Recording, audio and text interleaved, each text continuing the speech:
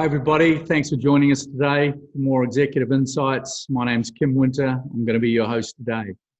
Well, today is a very special pleasure. Very excited to speak to one of the gurus of supply chain media globally. And without further ado, I'd like to introduce Greg White from Atlanta today. Hey, Kim, it's great to be here. I really appreciate the invite.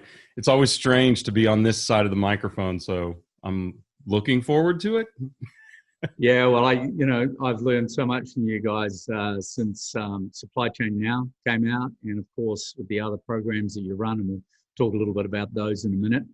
But let me give a bit of an entree to our audience about you, Greg, because there's a hell of a story there. So apart from anything else, some of the things that you do, you're an investor, you're a board director and advisor, an early stage tech disruptor, a supply chain adjutant, a free agent futurist, and trademark visionary discontent. With that, I'm not finished. Venture partner for Kabira Venture Capital. You're an advisor and principal to host with Supply Chain Now with Scott Lutton. You are a Blue Ridge founder and board director over about 15 years by the look of it. Board director of Flourish Software and advisor of Verizon. You're an advisor with Clarity Capital Advisors, board director and investor with Smash Mouse, and a partner of Trefoil Advisory. There is more, but let's not get everybody too carried away. All I can say is the question I would have is, were you an only child, or were you the youngest, and did you feel the need to exceed? Actually, I'm not only the oldest child of four, but I'm the oldest grandchild in my family, so I'm really not sure. Okay. The oldest one is usually the dumbest, and they do the crazy things, right? We have no boundaries. We fear no change. So okay, well, you've been busy. You are recognized as a guru in the tech space and supply chain. You have revolutionized with Supply Chain Now, as I guess one of the key benchmark hosts. Scott, yourself and Scott have revolutionized media in supply chain, and you're bringing cool and intelligence to supply chain the way it's never been seen before. So really impressed with what you guys are doing. Tell us a little bit about your upbringing and your journey through supply chain, and particularly tech. Yeah. Well, and thank you, by the way. Supply Chain Now is a journey of passion. So, well, I'm originally from Kansas, a small town that most people wouldn't even know, but I've lived all over the states. So I can't really rattle off all the places that I've lived in a short interview, but I've lived so many places that I've gotten to see America in all of its glory, in all of its diversity. And I feel like that was a really good educational opportunity for me. It's fascinating because I think when you look at the U.S. from outside the states, it feels like a country, but really it's a collection of 50 countries and even subcultures within that. So that was a good lesson. And the town that I spent most of my time in, Wichita, Kansas, which I have a really strong passion for, was an incredibly diverse city. So we had a large Vietnamese, Lebanese, Mexican population, and a lot of entrepreneurship. Some brands that people have probably heard of were founded there. Pizza Hut, Rent-A-Centers, Residence Inns, a number of restaurants, and oil and gas. Koch Industries was based there. So there's just a ton going on in that town. And it was an aircraft city. Cessna, Learjet, Beechcraft, all founded there. And it forced an entrepreneurial spirit in that company, because as went the aircraft industry, so went the jobs, and many people were frequently out of jobs and had to find a way to make a living, and so many of them started businesses. Oh, and you're clearly a tech head. I mean, from a very early stage of your career, by the look of it, you've been right in amongst the technical side of things and digitization in the industry. So tell us a little bit about that journey. Yeah, well, I started out as a practitioner in retail. So I came by it honest. My father I got my first job the way a lot of people get their first job, or should. I'm a firm believer. My dad got it for me. Yeah. I mean, other than bucking hay bales, he was a vice president at Kmart, which most people probably don't even know, but actually used to matter in retail at one time before Walmart got big. And I started working in the stores and kind of worked my way up, and then went into other retail organizations. But what I saw was there was a huge opportunity for technology. I was actually put on a project to revive a technology solution that a company at the time called Northern Automotive had bought and kind of shelved. They paid all this money for this tech and never used it. So they asked me to get engaged with that company. That company was called E3, based in Atlanta. I helped to revive that tech.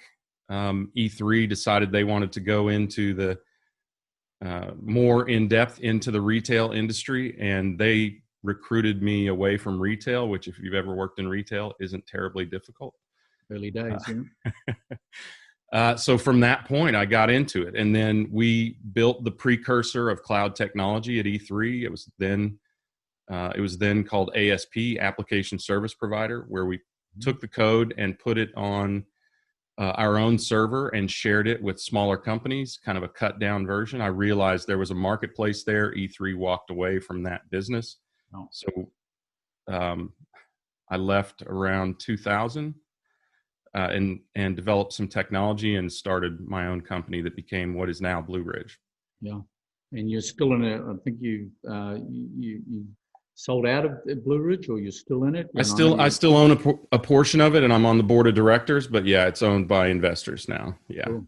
Yeah. Cool. Okay. Awesome. So tell us a little bit about the journey with supply chain now, because I mean, I got addicted to, I've been drinking the Kool-Aid of supply chain now for quite a while. And to me, that has been I started my own trucking company at about 17 years of age in New Zealand, and I've been in supply chain, Wow. hopped into it and been in it ever since. Now we're in consulting and executive search, as you know. But the reality is that with you on your journey, you've obviously got into seeing about sharing the message, telling the stories, sharing the experiences that you've got in a very, very erudite way that's switched on, I would think, millions of people all around the world. So even though you guys are in the US, I know you've got people in every continent listening to Supply Chain Now. So I'll plug for Supply Chain Now to our audience. If you're not listening to it, get on it. You can get on in any podcast anywhere. Great stuff. I think almost daily you guys are pushing out stuff.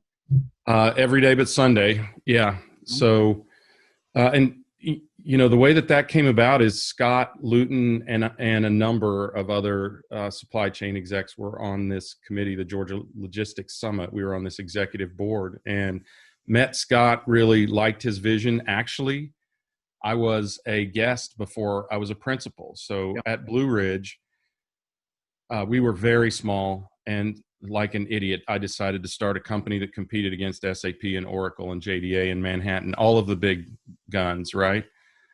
And fortunately, by the way, we had some influence from a company you're familiar with, DHL, who kind of helped lift us up and introduce us to their customer base, which was really helpful. But at the same time, we really had no voice. Yeah. We had a great message. It was very disruptive, as you addressed. It was new and innovative and welcome, but nobody could hear us. So getting on Supply Chain Now was a great opportunity for us to share our voice, to share our vision on the market and supply chain. And Scott's a brilliant, if anyone's ever listened to us, they know Scott is a brilliant interviewer. He can extract greatness from anyone, right? So I did that for a couple of different companies. And then when Scott decided he was going to really turn this into a business, it had been sort of a charity, I don't know, kind of a philanthropy for one of the local associations that he industry service. Yeah, right. When he decided he was going to turn it into a media business, he called me one day and said, "Man, we'd been just talking about it." He said, "Man, I got to go to UAB, University of Alabama, Birmingham, and I have no co-host. I feel a little bit out in the woods here." And I said, "Hey, I'll do it." So I drove to Birmingham from Atlanta, and it all started there. And, we all have a very distinctive voice, companies and each of us at Supply Chain Now. And you've probably noticed recently we've added a number of people. We've added Jamin Alvidrez, Corinne Bursa recently. So the goal of Supply Chain Now is really to give supply chain a voice. And how did we know COVID would happen and people would actually know what supply chain is? But it was fortuitous timing, and it was time for the industry to have a voice anyway. So I just felt like it was a good thing. I have long been an advocate for Atlanta in particular, promoting supply chain tech. There is so much good supply chain tech there, and we had always focused on fintech and security, other companies that have become unicorns out of Atlanta. So I just felt like it was time. No, I had a great opportunity to interview Scott just the other day, and so really enjoyed that. And of course, the next thing I had to do was to interview yourself. So that was where it rolled on. But look, you've got another product or another session that's called Tequila Sunrise, and Tequila Sunrise, which has got its own swagger, it's got its own style. I think more of Southern Comfort than tequila when I listen to it. But tell us a little bit about that, because that whole program is really focused in around the tech side. Yeah, well, as I said, I feel like supply chain tech needs a spotlight placed on it. My real compulsion is, as you can see from my LinkedIn, the nearest thing I've had to a resume in 20 years, by the way, is that I am a serial entrepreneur. I love the disruptive nature of technology in the marketplace. I love solving people's problems. To me, though, tech is still just a hammer, and you need to find the right nail. But technology and supply chain really needed a voice. It was perceived based on the ancient ways of doing things, using forecasting methods that are literally 117 years old, in some cases much more, and things like that. And also I feel like founders needed a voice, and we needed something at the confluence of founders and investors and technology to really let people know what was happening, what the realities of it were. As you've probably seen, Kim, I'm pretty explicit when I address certain things. Early on, it was all about teaching people about tech, how not to stub your toe as a founder, how to know how investing worked and things like that. And then I got several people saying, I'd really like to start a supply chain tech. And one of the things I felt compelled to do was say, really, do you really want to do that? And I issued a pretty hard-hitting challenge as to how you do it and what the realities of starting a technology, or really any company, is like. And then we started having guests, and I think that has really transformed Tequila Sunrise, because we're getting to hear the stories from the practitioners. You can only listen to your own voice so long, Kim. I don't know how yours started, but it gets pretty lonely on this side of, on that side of the mic. And you also feel like a bit like you're talking to yourself. So I really enjoy the format where you interview people. Oh yeah, well, no, we saw and learned from you guys and decided, no, we'll go straight into the interviews. Thanks very much. We won't even pretend to think that we're going to be interesting enough, long enough to have our own sessions. But one of the interesting things that you're doing on Tequila Sunrise is you're summarizing. I don't know how often this is, but you're summarizing what's going on in tech on the M&A side. I mean, we've got a corporate advisory and an M&A division within our business. So one of the biggest parts of our operation. And all the team from our team here listen in, because it's very interesting. You're summarizing very succinctly what's happening in the M&A side, on the buy and the sell side, what the big deals are, where all the mergers are happening, what sort of volumes of revenue, how many billions are at stake. Where are you sourcing all that information? One source, or are you bringing all that in from researchers? It's quite a few sources. So Because I work with a venture capital firm now, which I didn't when I started, but because I work with a venture capital firm now, I have access to things like Crunchbase and their subscription service, PitchBook, which a lot of VCs go to find out that information. I got to tell you, as a free source, Crunchbase is really, really good. And that is not a paid advertisement, by the way. No, we're I just big on think it. it's We love it. really great. And then I use a couple of newsletters. Crunchbase has their own newsletter. There's one called Fin Smees. I don't even know how I discovered that. Yeah. But then I can discover the deals that are getting done each week, spend a little bit of time researching and do that, and then report on that. So since we've started doing interviews, we're trying to figure out how to fit that in. And I think we'll wind up doing some, maybe one per episode, and then some on the site, on the webpage for Tequila Sunrise. The other thing we're doing is a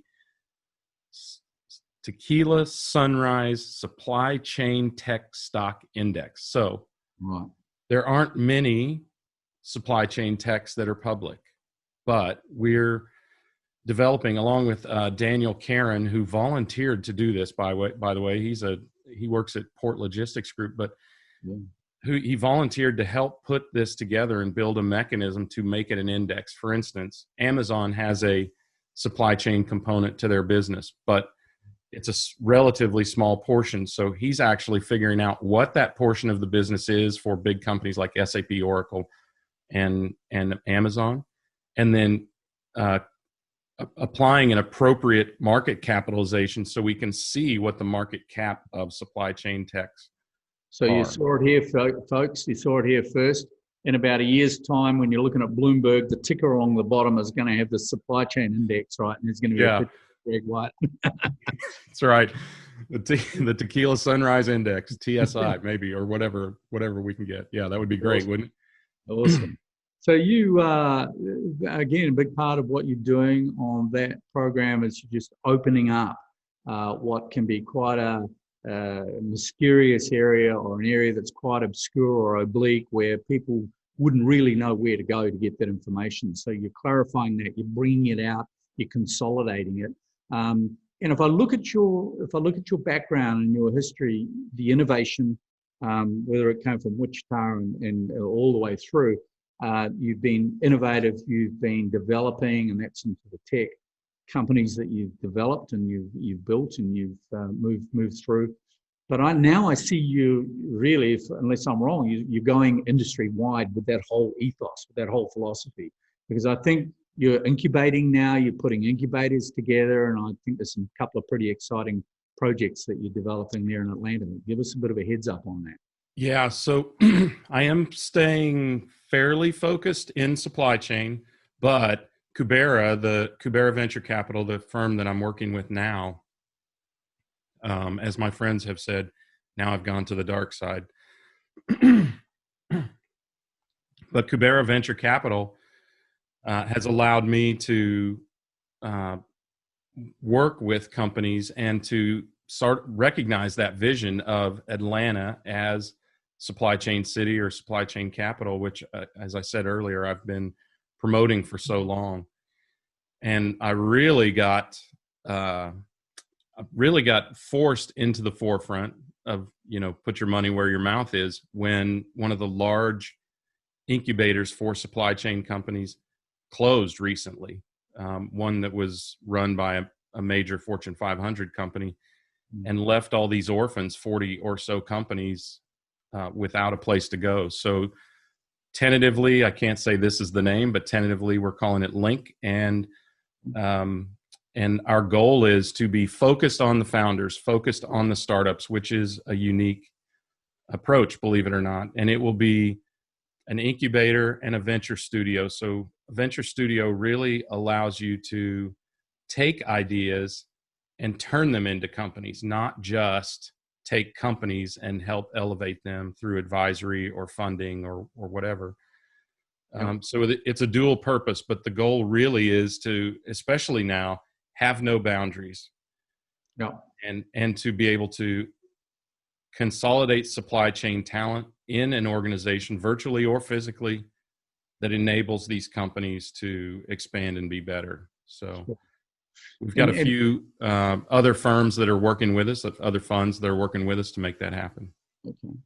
I have to ask you this question because my business partner, Daryl, knew I was talking to you today, and he's not here, but they focus a lot on M&A. We do quite a bit of M&A in this part of the world here, APAC. Yeah. Yeah, big time. Yeah, there's a lot going on, especially this year with COVID, with companies excelling and expanding and wanting to buy more companies, or other companies divesting and reshaping, rescaling. Yeah. The question was, what's happened this year in regards to the pace and the strength of M&A in the markets that you're aware of? Have things flattened down a little bit because of the impact of the pandemic, or has there been a lot of agitation going on in the market? You're going to love this answer, Kim. It depends.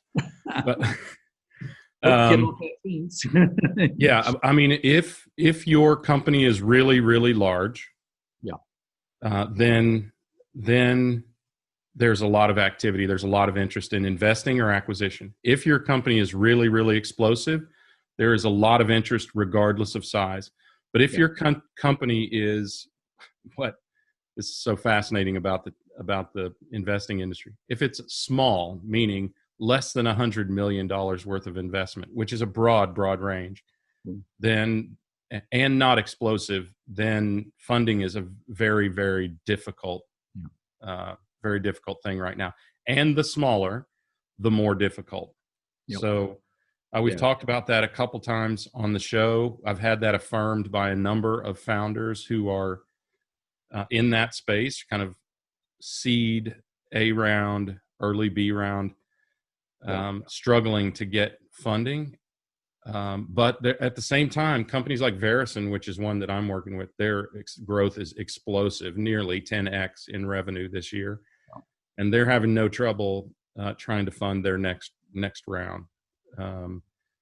So those, I would say that the market has gotten conservative and opportunistic. Really good companies are getting funded, and really underperforming, I wouldn't say bad companies, but really underperforming companies with a lot of potential are getting funded opportunistically at relatively low multiples. Yeah. Okay. Yeah. No, interesting. We are seeing the same around the Middle East and APAC and Oceania as well. Similar trends. A lot of diversification I see in the Middle East. Yeah. By the oil sheikhs into other industries, and retail is one, and retail supply chain is one in particular that I've seen at Blue Ridge. That started probably 3 or 4 years ago. So that's a really interesting dynamic unto itself, isn't it? Well, one of the big areas that we've traditionally over the last 20 years from our executive search side is we've tended to gravitate towards contract logistics and a lot of cold chain companies. So we deal with most of the big cold chain companies on a global scale. And of course, the US is the home of the mega supply chain companies in cold chain, of course, with Lineage, and a massive drive with all of the organizations they've acquired recently, just based up in Chicago, I think. And of course, Americold, which went public about 4 years ago and has been a pretty strong performer on the NASDAQ as well. Really done well in acquiring, I see, recently as well. During the pandemic, food and supply chain, cold chain, what other areas have you seen strength in regards to different sectors across the supply chain? I mean, how's transport gone? Are there any particular areas? Pharma obviously would be strong. Yeah. Well, if I think about technology, fulfillment technology is and should be explosive, because more and more companies are moving to e-commerce. E-commerce was coming along slowly, 18% growth a year, right? In the first half of this year, it was roughly double that. I think it was around 36% growth year over year. And fulfillment and last mile are a big part of that. I think the large parcel carriers have proven they either can't or willfully will not provide last mile delivery for an economically feasible rate. I think we heard some pretty harsh and callous comments from the new CEO at UPS about that. Basically, let them eat cake. The supply chain version of let them eat cake. Let them deliver their own parcels. Yeah. I mean, basically, what she said was, let the retailers solve this problem and tuck the additional cost into their retail cost, and nobody will even notice. That's essentially what she said. So callous, and I think an indicator of the fact that they either are being opportunistic, or they are, in my opinion, more likely are struggling to conquer the economics of last mile. So there's a ton of opportunity there. Sure. I think also, if I'm talking about tech specifically, planning, supply chain planning and supply chain resilience / responsiveness solutions are, they're really coming to the fore. No one, I will argue this till the day I die, no one could have forecast a global, the seismic societal disruption virtually overnight that occurred, right? No one could. But what it did do is it magnified the problems that existed in the supply chain and put a spotlight on them like that. It also created awareness among the smartest of us, consumers, and the stupidest among us, politicians, to supply chain and how supply chain impacts commerce and society, and how rapid or how nascent the revolution towards new means of commerce was, and how rapidly it could be catalyzed with an event like this. Yeah, super disruption and super acceleration and super diversification. My God, I say nobody could ever have imagined it. Well, a couple of people, reasonably notable billionaires in America, were talking about it a while back. Nobody seemed to listen at the time. Right. I think the thing that this really magnified is the fact that in supply chain we thought two things were king: one, the forecast, and two, economics. And one we have to recognize is that the forecast is always wrong. It's how you respond to that and how you optimize to. If anyone has ever been in consulting or ever listened to the great philosopher Mike Tyson, everyone has a plan until they get punched in the face. Mike Tyson. And we got the ultimate punch in the face. And that's the first thing you have to do when you build a plan, is build a backup plan. Yeah. And that's what resiliency and responsiveness is all about. And that's the most important thing in supply chain, second only to not economics, but risk management. Mm-hmm. Supply chain is a risk management exercise. That risk includes cost, excessive cost, but it also includes customer experience and fulfillment rates and optimization against constraints in the supply chain. So hopefully those recognitions did occur for those companies that were being cheap. I don't know how else to say it. Yeah. I think lean gets a bad rap, but misapplication of lean principles certainly did contribute to this. Okay. Cool. Hey, listen, I really appreciate you sharing some of the insights that you got going on there. And I always hit up our guests with a couple of quick fire questions at the end. You got a big day planned. So one of the things, especially for you, is if we're talking about entrepreneurs, whether it be in the tech space or the wider supply chain, what would your tips? You've got a lot of experience. You've got a breadth of knowledge, some of which you've shared with us today. What tips would you have for entrepreneurs getting in supply chain and or the tech space? So the number one tip, regardless of what you're getting into, is have mentors. You are not smart enough, as smart as you are not smart enough to tackle a business on your own. Get trusted advisors. If you don't get help here, get help somewhere, kind of thing. And I hear that over and over again with entrepreneurs. The other is, if you are in technology, decide whether you are the visionary, salesy, whatever founder, or you're the tech founder, and get your alter ego as a co-founder. Absolute necessity. Figure out who you are, right?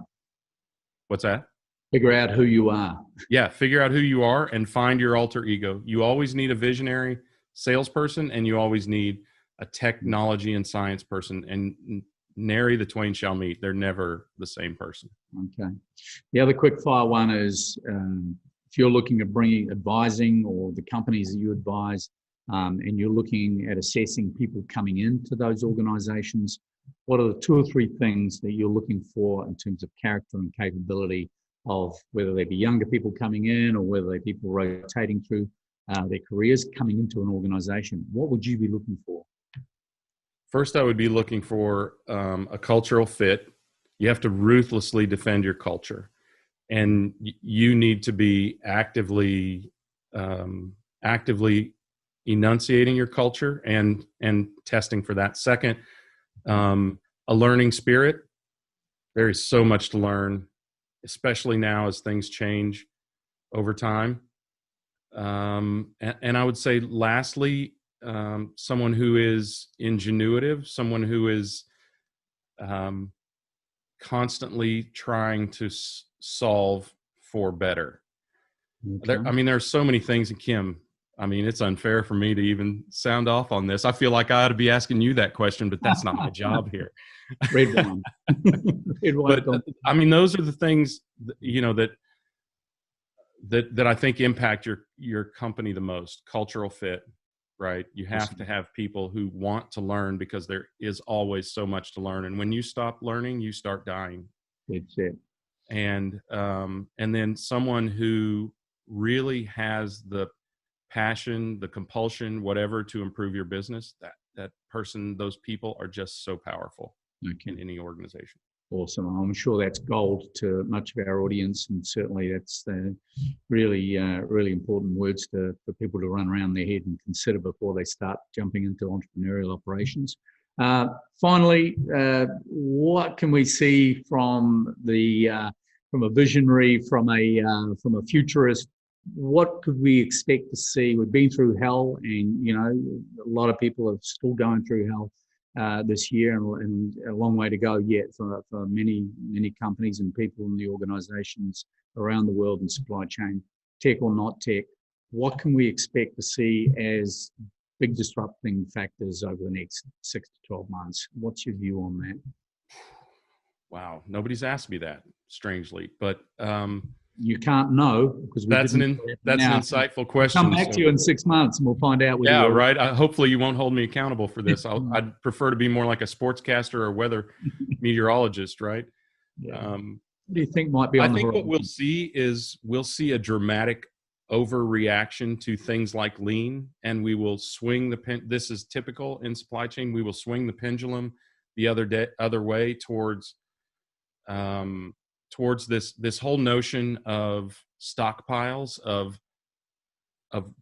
big piles of what if inventory. I think there's an appropriate type of product for that. There is appropriate level for that, but I have no doubt that we are going to overreact to that notion. Technology. And by technology, I believe that we will now recognize that technology needs to do things, not just show people things. Okay. Right? So much of technology is all these calculations to give you a report, and reports are insufficient. And the generations that will be taking over supply chain over the next few years or decades, they require, and appropriately so, technology to do what technology does, which is solve the problem better than humans can when it can. And we'll see a lot of that. That has been slow coming, and I think that will be accelerated as well. There's so many more, but I'd make this show an hour and a half. I'm going to come back to you in about 6 or 8 months, and we're going to review and just see where we got to, and we'll roll it back. I'll take that challenge. Yeah. Yeah, no, good on you. Hey, Greg White, investor, director, advisor, adjutant, visionary, discontent. The list goes on. Awesome to spend some time with you. I hardly feel worthy. I know I love what you guys are doing in supply chain. Our team here are huge followers, and I know hundreds of thousands of people around the world, if not millions, are following you guys. So all the best with Supply Chain Now, Tequila Sunrise, all of your work, your incubator work in the industry. Really appreciate your time. I'm sure I speak on behalf of the audience and the appreciation of spending time with us. So thanks again, and we look forward to catching up with you in the future. Well, thank you, Kim. What you're doing is really important because literally millions of people are coming into supply chain. They've discovered supply chain as a career, which makes what you do in helping guide and select and position those people all that much more important. So I really appreciate your contribution there as well. This is a very unique time for supply chain. So, and I appreciate you letting me share a little bit as well.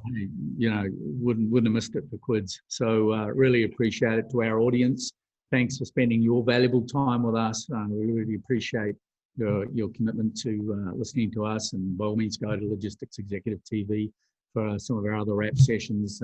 Greg, look forward to catching up with you real soon. Take care. Yeah, likewise. I hope I'm right. Cheers, man. Thanks.